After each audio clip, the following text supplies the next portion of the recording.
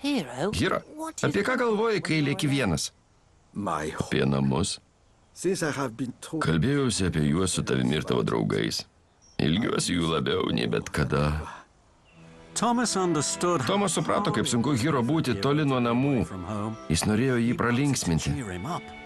Rytoj Persis atriedės ir atveš paskutinę trūkstamą dalį. Tuomet būsi pasirengęs. Tau nebereikės būti vienam. Ačiū, Tomai. Tu puikiai mane supranti. Ta vakarą viršininkas laukė Tomo Tidmonto depe. Jis buvo įpykęs. Tomai, pašto vagonai vis dar nerasti. Spenceris Sodoro dirbtuvėse. Statybinės medžiagos vasarnamiui įstrigusios dokuose. O tu nedirbi savo atšakoje. Kas čia vyksta? Atleiskit, ponė. Rytoj pasirūpinsiu, kad viskas būtų padaryta. Tuomet rytoj, Tomai. Nesijaudink, Tomai. Rytoj Persis gaus paskutinę trūkstamą dalį, kurios reikia Hiro. Mes visi paeiliui pasaugosime Hiro. Rytoj viskas bus gerai. Nesijaudink. Ačiū Jums.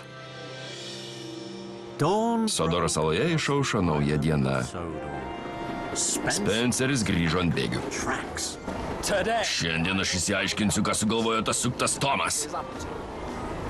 Spenceris ieškojo įkalčio. Patikrino pakrūmės, šoninės atšakas. Ir pamažu vis artėjo ir artėjo prie Hiro slėptuvės.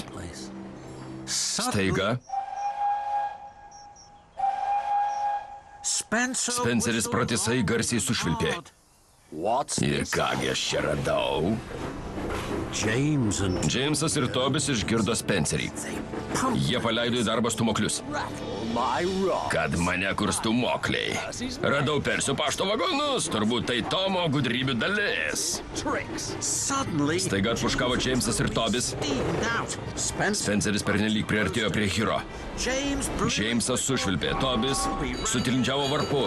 Jie vijo galingai Spencerį bėgiais kuo toliau nuo Hiro. Trys garvežiai, riaumodami artėjo prie kelių sankirtos.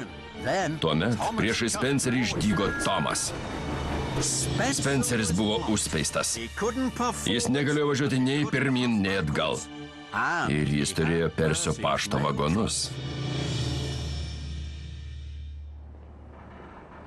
Spenceri, kodėl tu paėmė Persio pašto vagonus? Dėl to, kad tave elgesio kilo sambrūzdis ir vėlavimas.